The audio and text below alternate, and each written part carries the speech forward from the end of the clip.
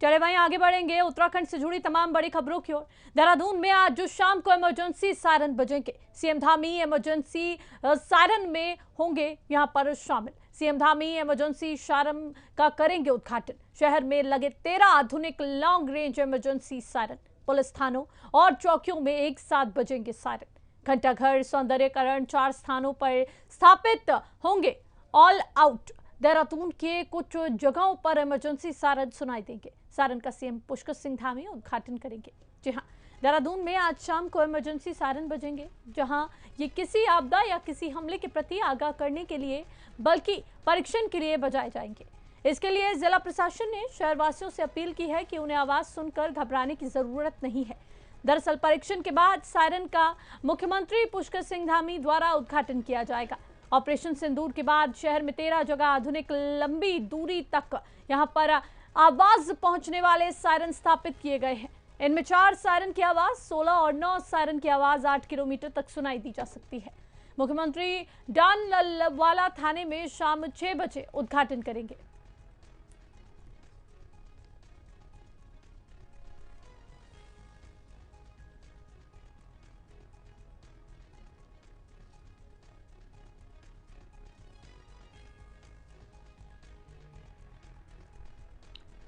और वहीं आज मुख्यमंत्री पुष्कर सिंह धामी की तरफ से सायरन्स का उद्घाटन किया जाएगा। आज शाम को इमरजेंसी सायरन पूरे देहरादून में सुनाई देंगे। सीएम धामी इमरजेंसी सायरन का उद्घाटन करेंगे। इन सायरन्स का उद्देश्य सिर्फ एक ही है कि लोगों को यहाँ पर आगाह किया जा सके कि कोई भी ऐसी आपात स्थिति अगर बने, इसका और कोई उद्देश्य नहीं। देहरादून में आज शाम को ऐसे में इसकी चेकिंग के लिए इमरजेंसी सायरन बजेंगे, जिसका उद्घाटन आज मुख्यमंत्री पुष्कर सिंह धामी द्वारा किया जाएगा।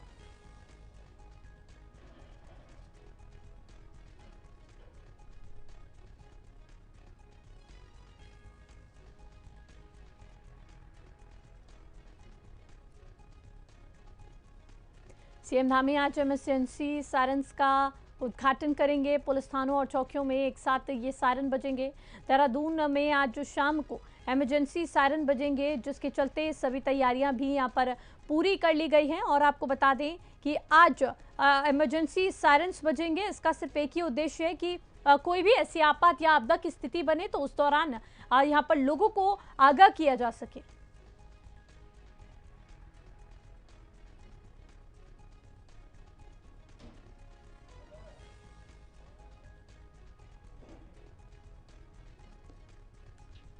ऐसे में देहरादून में आज जो इमरजेंसी सायरन्स बजने वाले हैं और इसको लेकर मुख्यमंत्री पुष्कर सिंह धामी आज इनका उद्घाटन करेंगे। आज शाम को इमरजेंसी सायरन्स यहाँ पर शुरू हो जाएंगे। आपको बता दें कई किलोमीटर तक इन सायरन्स की आवाज़ सुनाई देगी।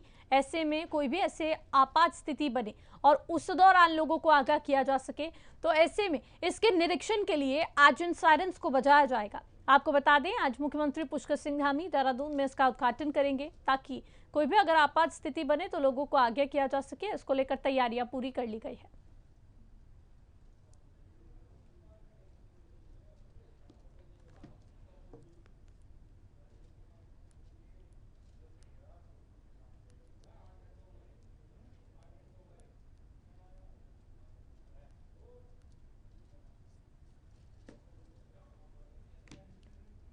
आज राजधानी में इमरजेंसी सायरन बजाए जाएंगे। शहर के कई स्थानों पर ये सायरन्स जो हैं वो सुनाई दिए जाएंगे। आपको बता दें आज देहरादून की कुछ जगहों पर इमरजेंसी सायरन सुनाई देंगे। परीक्षण के बाद सायरन का मुख्यमंत्री पुष्कर सिंह धामी द्वारा उद्घाटन किया जाएगा। शहर में शनिवार शाम को इमरजेंसी सायरन बजेंगे। ये किसी आपदा या किसी हमले के प्रति आगाह करने के लिए नहीं, बल्कि परीक्षण के लिए बजाए जाएंगे। इसके लिए जिला प्रशासन ने शहरवासियों से अपील की है, उन्हें आवाज सुनकर घबराने की जरूरत नहीं है। इसी खबर पर ज्यादा जानकारी के साथ हमारे संवाददाता मदन सिंह हमारे साथ जुड़ चुके हैं देहरादून से। मदन, क्या कुछ तमाम जानकारी, आज जो इमरजेंसी सायरन पूरे देहरादून में सुनाई दिए जाएंगे? प्रियंका, देखिए उत्तराखंड में जिस तरीके की स्थिति बनी हुई है, जगह जगह आपदा आई हुई है और उसके साथ ही तमाम ऐसी सूचना है जो लोगों तक पहुंचानी होती है। जिस तरह की परिस्थितियां विगत दिनों में देखी गई है कि नदी नाले उफान पर थे और लोगों को सूचना देने में जो बड़ी दिक्कतों का सामना करना पड़ा जिला प्रशासन को, तो इसलिए एक बड़ा निर्णय लिया गया है कि देहरादून में 13 जगह एक लॉन्ग रेंज जो है सायरन लगाए लॉन्ग रेंज सायरन यहाँ पर लगाए जा रहे हैं, जिससे कि सभी को आगाह किया जा सके, सूचना दी जा सके कि जब भी कभी आपदा की स्थिति बनती है तो अगर इस तरीके के सायरन बने तो सतर्क हो जाए और एक सुरक्षित स्थान पर पहुंचे। तो आज जो है ये देहरादून के डालनवाला से इसकी शुरुआत कर रहे हैं। मुख्यमंत्री पुष्कर सिंह धामी इसका उद्घाटन करेंगे जी और लगभग 6:15 बजे ये कार्यक्रम यहाँ पर रखा गया है, जिसमें कि 13 जगह ये सायरन फिट किए गए हैं और मुख्यमंत्री डालनवाला से इसको जो है ऑनलाइन इसको इसका जो है बटन दबाकर जो है ये सायरन बजाएंगे और सभी को ये सूचना देंगे कि अगर कभी इस तरीके के सायरन बजते हैं तो सतर्क हो जाएं, क्योंकि आपदा की स्थिति उत्तराखंड में बनी हुई है, जगह जगह बनी हुई है और ये देहरादून में ये शुरुआत की गई है, इसको आगे भी बढ़ाया जाएगा। उसके साथ ही विकास नगर, कालसी, चक्राता और जो इंटीरियर क्षेत्र वहां पर भी ये जी व्यवस्था करने जा रही है, लेकिन उसकी शुरुआत जो है देहरादून से की जा रही है। प्रियंका जी। बिल्कुल मदन, अगर बात करें जिस तरह से आज सायरन्स बजेंगे तो क्या इसके बारे में लोगों को सूचित कर दिया गया है ताकि वो घबराए नहीं, वो परेशान ना हो?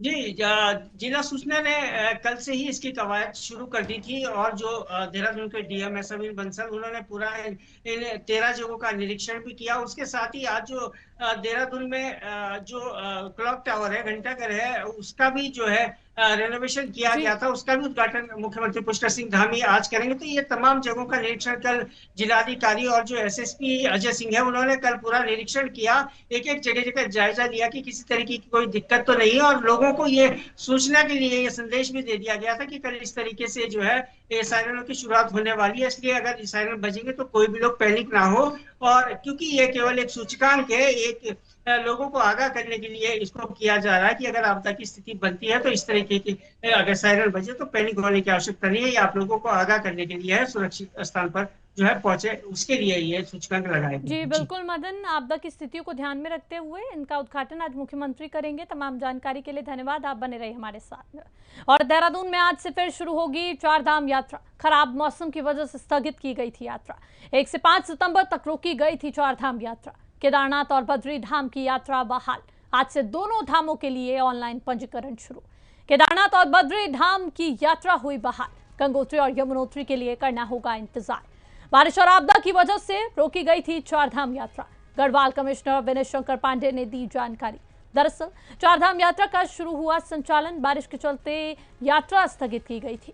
गढ़वाल कमिश्नर ने जारी करते हुए आदेश चारधाम यात्रा को उसके संचालन को शुरू कर दिया है। आपको बता दें केदारनाथ और बद्रीनाथ धाम की यात्रा शनिवार से बहाल कर दी गई है। आज से दोनों धामों के लिए ऑनलाइन पंजीकरण शुरू कर दिए जाएंगे। साथ ही गढ़वाल आयुक्त विनय शंकर पांडे ने साफ तौर पर जानकारी दी थी कि मौसम साफ होने और रास्ते दुरुस्त होने के बाद केदारनाथ धाम और बद्रीनाथ धाम की यात्रा बहाल करने का निर्णय लिया गया है, जबकि गंगोत्री और यमुनोत्री धाम की यात्रा के लिए अभी कुछ इंतजार करना होगा। स्थिति सामान्य होने पर इन दोनों धामों की यात्रा शुरू कर दी जाएगी। चारधाम यात्रा से जुड़ी एक बड़ी राहत की एक खबर है, जहां पर आफत की बारिश के बाद जो चारधाम यात्रा थी उसको रोक दिया गया था, अब इसको दोबारा शुरू कर दिया गया है। इसी खबर पर ज्यादा जानकारी के साथ हमारे संवाददाता मदन सिंह देहरादून से हमारे साथ बने हुए हैं। मदन, क्योंकि चारधाम यात्रा को स्थगित कर दिया गया था 5 तारीख तक के लिए, अब एक बार फिर से बहाल कर दिया गया है, तो क्या जो रास्ता है उसको दुरुस्त कर लिया गया है? जो व्यापक इंतजाम है क्या वो पूरे कर लिए गए हैं?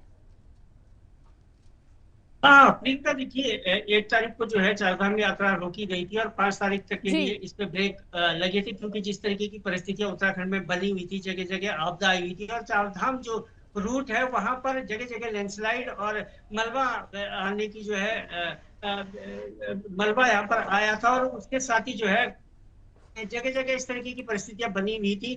पुल कई जगह टूट गए थे, लेकिन अब जो है सारी स्थिति को दुरुस्त कर लिया गया है और चारधाम यात्रा केदारनाथ और बद्रीनाथ की अभी शुरू कर दी गई है, जिसके दिशा निर्देश भी जारी कर दिए गए हैं और जो श्रद्धालु वहां पर पहुंचेंगे उनके लिए भी दिशा निर्देश जारी कर दिए गए हैं, क्योंकि जो सड़कें टूटी हुई है उनको हालांकि ठीक तो कर दिया गया है, लेकिन उनको सही तरीके से वो इस स्थिति में नहीं है कि अगर और तेज बारिश होती है तो कहीं फिर भी परिस्थितियां बिगड़ सकती है। इसलिए जो जो चारधाम यात्रा में अभी जाएंगे, यानी खासतौर पर बद्रीनाथ और केदारनाथ जहाँ की यात्रा खोली गई है, वहां पर भी लोगों को दिशा निर्देश दिए गए हैं कि जो भी यात्रा में जाए वो पूरी जानकारी लेके जाए, मौसम विभाग की पूरी जानकारी लेके जाए और किस तरीके की परिस्थितियां बनी हुई है उसको मद्देनजर रखते हुए आगे बढ़े। तो ये अब 2 जगह की यात्रा शुरू हो गई, बद्रीनाथ और केदारनाथ। कहीं अगर बात करें गंगोत्री और यमुनोत्री की। तो यमुनोत्री में जो स्थिति बहुत विकट अभी भी बनी हुई है। हमने देखा है कि उत्तरकाशी में जिस तरीके की आपदा आई थी और वहां पे कैसे परिस्थितियां बनी है, वहां अभी भी स्थितियां विकट बनी हुई है। इसलिए अभी यमुनोत्री की जो यात्रा है वो कई दिनों तक बंद रहने वाली है। लेकिन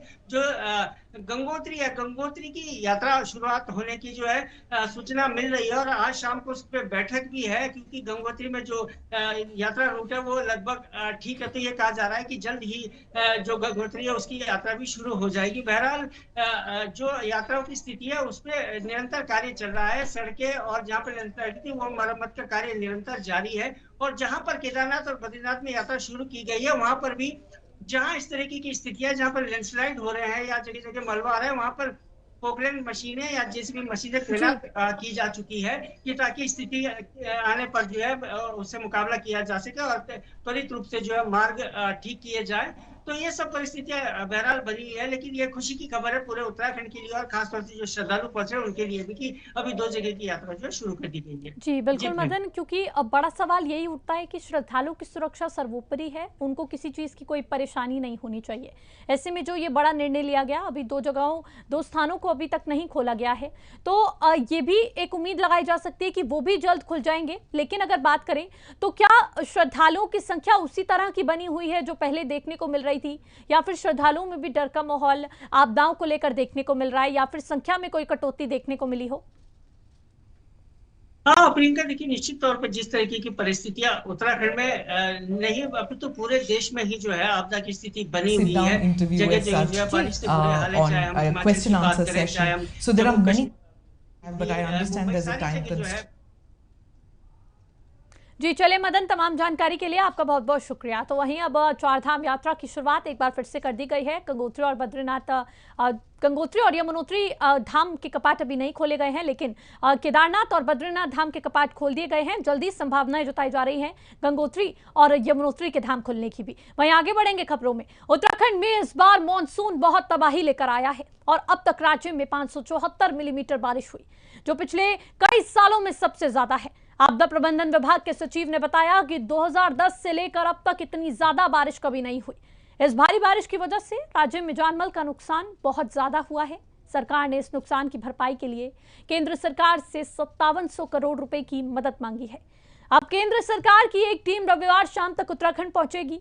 सोमवार को यह टीम आपदा से प्रभावित इलाकों का दौरा करेगी और नुकसान का जायजा लेगी। राज्य सरकार इस टीम के सामने नुकसान की रिपोर्ट और राहत योजना पेश करेगी। इसके बाद केंद्र सरकार तय करेगी कि उत्तराखंड को कितना राहत पैकेज दिया जाएगा। आप जानते हैं कि इस साल काफ़ी अधिक बरसात हुई है।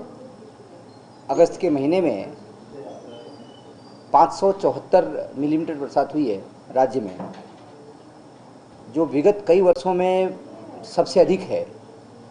और इतनी अधिक बरसात होने के कारण काफ़ी नुकसान हुआ है। थराली जैसी आपदा का सामना करना पड़ा हमको। थराली में बड़े पैमाने पर आपदा आई। पौड़ी में थैलीसैंण के पास में कई गांव में बहुत अधिक नुकसान हुआ। रुद्रप्रयाग में कई गांव में आपदा आई। इसी प्रकार से बागेश्वर में कई जगह नुकसान हुआ। पिथौरागढ़ में मुनस्यारी क्षेत्र में काफ़ी नुकसान हुआ। मैदानी क्षेत्रों में कई जिलों में जलभराव हुआ। अन्य जनपदों में काफ़ी कुछ नुकसान हुआ। उन सबको देखते हुए, क्षति को देखते हुए, माननीय मुख्यमंत्री जी द्वारा भारत सरकार में इस बारे में बात की गई। माननीय प्रधानमंत्री जी से, माननीय गृह मंत्री जी से बात की गई। उनको स्थितियों से अवगत कराया गया। आप जानते हैं कि इस साल काफ़ी अधिक बरसात हुई है। अगस्त के महीने में 574 मिलीमीटर बरसात हुई है राज्य में, जो विगत कई वर्षों में। और फिलहाल के लिए इस बुलेटिन में इतना ही। देश और दुनिया से जुड़ी तमाम खबरों के लिए बने रहे हमारे साथ और देखते रहें प्राइम न्यूज़। नमस्कार।